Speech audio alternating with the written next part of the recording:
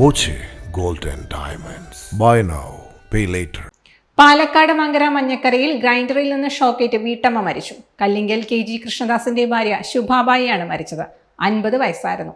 ഇന്നലെ രാത്രി 9-നാണ് സംഭവം. അപകട സമയത്ത് വീട്ടമ്മ മാത്രമാണ് വീട്ടിലുണ്ടായിരുന്നത്.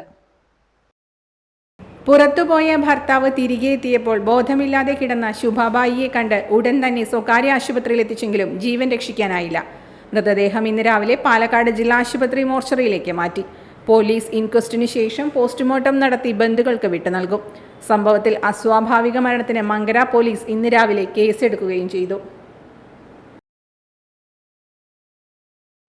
Dot view news.